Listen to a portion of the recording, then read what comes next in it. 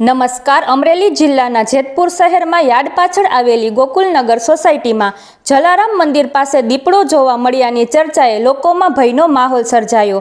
દીપડો દેખાયો હોવાની વાતો ઝડપથી ફેલાતા સ્થાનિકોમાં દહેશત વ્યાપી ગઈ અને લોકો ખાસ કરીને રાત્રિના સમયે બહાર નીકળવાથી બચી રહ્યા. હાલ આ મામલે વન વિભાગ દ્વારા તપાસ શરૂ કરવામાં આવી છે.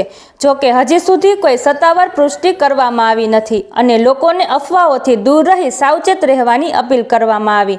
વધુ સમાચાર માટે જોડાયેલા રહો આરપી ગુજરાત ન્યૂઝ રાજકોટ. નૈના બેન ક્યાં રહેવાનું? અહીં ગોકુલનગરમાં. શું બનાવ્યું? અહીંયા દીપડો આવ્યો તો અને આમ ગયો નહીં, અમે જોયું. તમે અહીંયા જ રહ્યો છો? હા. અને કેવડો દીપડો? આમ નાનું બચ્ચું હતું કે મોટું હતું? મોટો હતો. હા. પછી કઈ બાજુ ગયો? આમ. કોઈને ઈજા કે એવું કઈ નથી કરેલું ને? નહીં. જેઠવા સંકેત. શું બનાવ્યું? એટલે હું તો રિસન્ટલી અત્યારે બહાર હતો એટલે મને હમણાં ઘરેથી ફોન આવ્યો કે અહીંયા દીપડો આવ્યો હતો.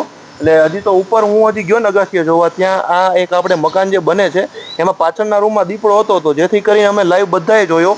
અહીંયા જેટલા હોય છે કે દીપડો આવી રીતના આગળ ક્યાંક બાવળના ત્યાં વયો ગયો. દીપડો બહુ મોટો છે અને જબરજસ્ત યુવાન છે, એટલે થોડુંક બાળકોને બધાને ધ્યાન રાખવું થોડુંક મહત્વનું છે, ભાગ ભજવે છે. આ કયો વિસ્તાર? આ જુનાગઢ મેન રોડ, આ પ્રફુલ પાપાજી ગોકુલનગર સોસાયટી. દિનેશ ચાવડા. શું બનાવ્યું? અહીંયા હવનાપુરમાં અમે કામે આવ્યા ને સાઈડ ઉપર, એટલે વાહિંડા રૂમમાં ટિફિન મૂકવા ગયા, જોયું તો દીપડો હતો મોટો બધો યુવાન. પછી જોઈને પછી અમે તો ગભરાઈ ગયા ને ભાઈ ગયા અહીંયાથી. કેટલા નજીકથી જોયું તમે? મેં નજીક જોયું 5 થી 6 ફૂટ. બરોબર. તમારી સાથે કોણ કોણ હતા? મારી સાથે વિજય ને મુરજીભાઈ મારા ભાઈ હતા. તમારા ભેગા જે કામે આવે? હા.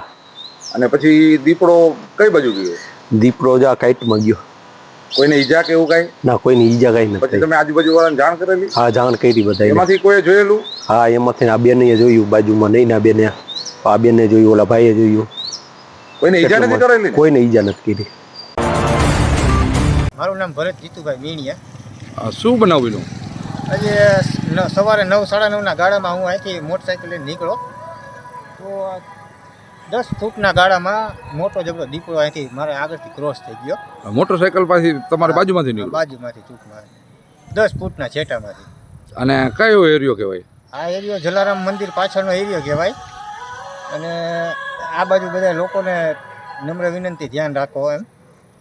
અત્યારે તો દિવસના બધું હોઈ ગયું હોય, હવે આગળ આ સીસીટીવીમાં કેચમાં થઈ ગયું હોય તો અમે ચેક કરીને જોઈને બધા જોઈ લઈએ. કેવડો હતો? આમ બહુ મોટો હતો. કઈ ઈજા કોઈને નથી કરી? ના ના.